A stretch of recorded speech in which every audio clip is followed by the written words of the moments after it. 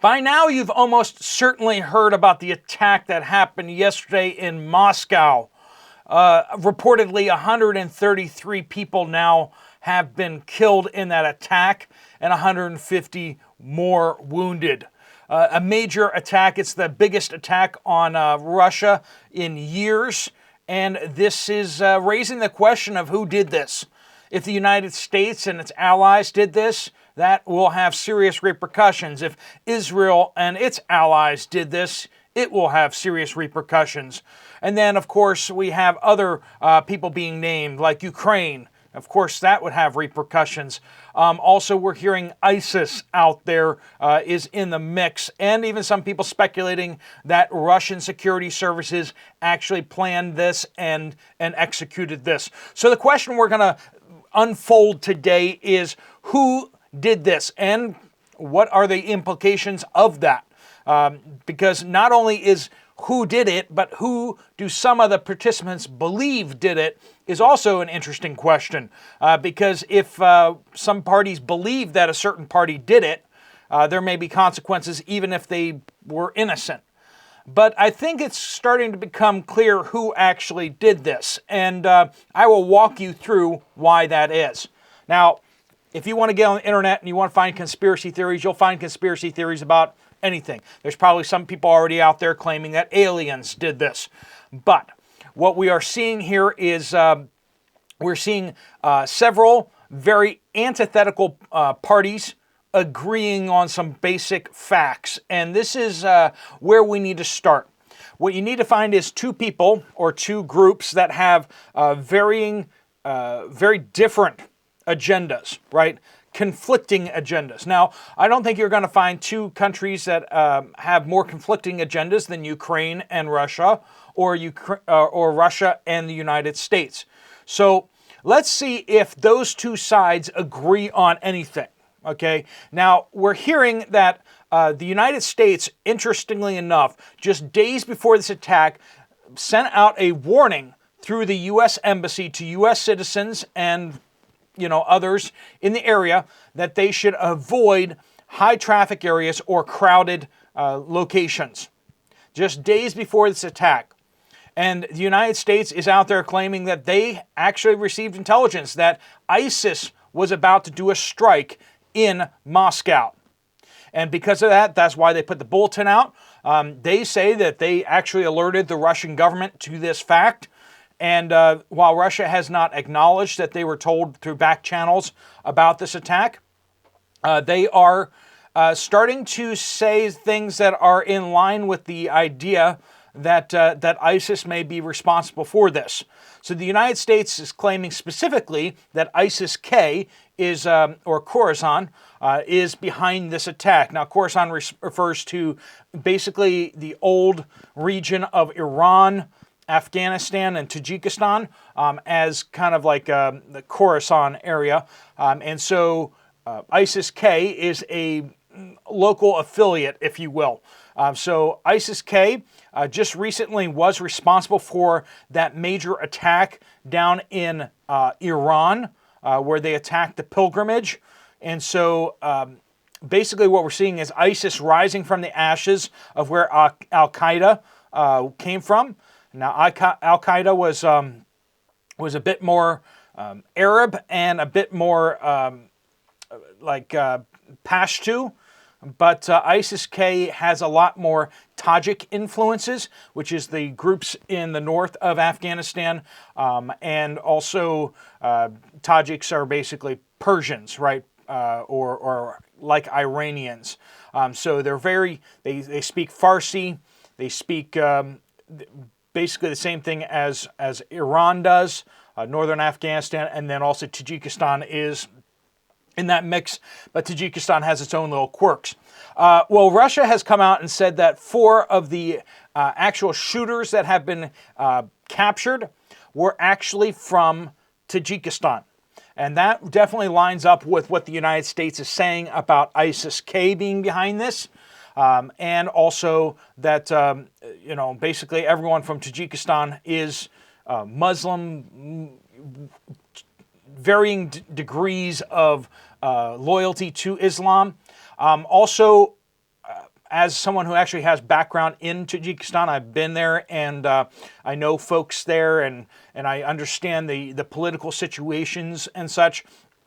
I will say this, that Tajikistan has been moving more hardline, or at least some parts of Tajikistan have been moving more hardline, and ISIS has been gaining more and more respectability, basically because there's a dictatorship in Tajikistan, and the president for life there rules with an iron fist and crushes everyone who opposes him. And so very few people are willing to stand up and oppose him, and ISIS is one of the groups that has actually been recently willing to stand up and oppose him. So anyone who doesn't like the government or has been wronged by the government tends to start moving into that camp. And so ISIS-K, of course, has gotten a lot more legitimacy as the Taliban have gained control of Afghanistan, and especially since the Taliban is mostly Pashto, and so the northern Tajiks don't like Pashtus. So they want their own extremist group. And so ISIS-K has become the go-to for that. And basically, that's where a lot of radicalism is happening right now, because they kind of have to outdo the Taliban, right? And they don't actually control territory. So ISIS-K has to act out through terroristic attacks. And they're doing so relatively close to home. Now, there are a lot of Tajiks in the Moscow area. There's a lot of Tajiks that go up there for work. They're like migrant labor that work in the regions around Moscow, and they live in very, very bad housing. They get paid very little. The Russians are very racist towards the Tajiks especially, and so they're seen as like very, very low class. And so there's definitely a lot of that anger already for being ostracized and for being treated awfully by the Russian society. And then you add that ISIS-K radicalized militant Islam on top of that, and you start seeing the reasons why that group might be interested in doing that. And so, like I said, United States says ISIS-K did this, and then Russia is now saying basically that they did it. Now, Russia is not accusing Ukraine of doing this directly.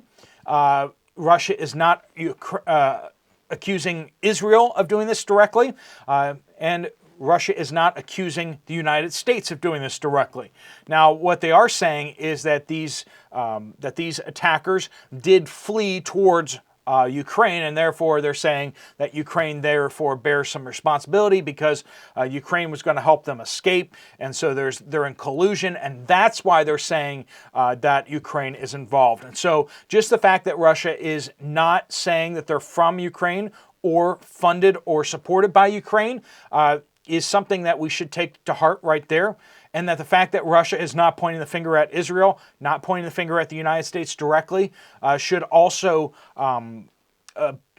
So basically, I'd say with a high degree of confidence, it looks like ISIS-K did this, or some faction within ISIS-K did this. Now, ISIS has actually come out and actually has claimed responsibility for this as well.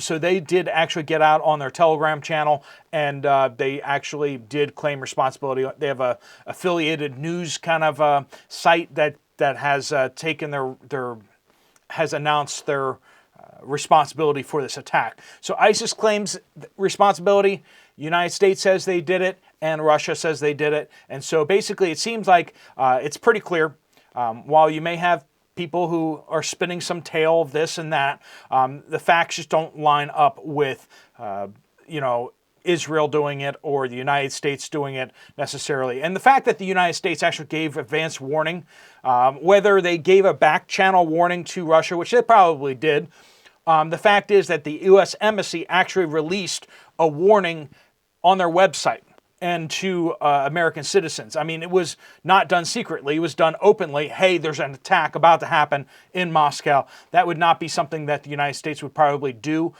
if they were behind the attack generally. Now, I know some people are saying, like, they're playing it, three-dimensional chess. Yeah, it doesn't make sense. But in response to this, we are seeing some major effects. Now, Russia and Ukraine have been hitting each other, especially their infrastructure points, recently in recent days. Ukraine has been firing all these long-range missiles that the United States and Europe has been giving them. They've been targeting Russian oil refineries, which has made the Biden administration very uncomfortable, because the Biden administration doesn't want to see gas prices go up, because then election's going to be even harder. And so the Biden administration has actually started telling Ukraine, stop attacking the refineries. But Ukraine is continuing ahead with that. They just hit another couple refineries today. There have now been 13 major Russian oil refineries hit with drone or missile strikes, and 2 smaller ones. This has dramatically dropped the refining capacity of Russia, and Russia has gotten very upset and annoyed with these attacks, and has started responding against Ukrainian utilities, such as power stations. They just hit the Dnipro hydroelectric dam, which is the largest in Ukraine from power generation standpoint. The dam was not breached, but the powerhouse has been completely knocked out, and it has plunged over 1 million people into darkness across Ukraine. Power outages across the country. They've not only attacked that dam, but they've also attacked other sites. But there's a video out there of the Dnipro hydroelectric dam being hit by a missile. It's spectacular.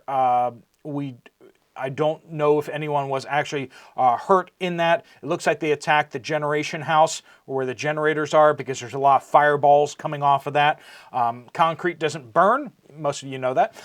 So the big fireballs coming off probably were due to the fact that they probably hit a generator or coolant, which was oftentimes they liquid cool those with oil. And the oil, of course, is very flammable. So especially those generators are lubricated.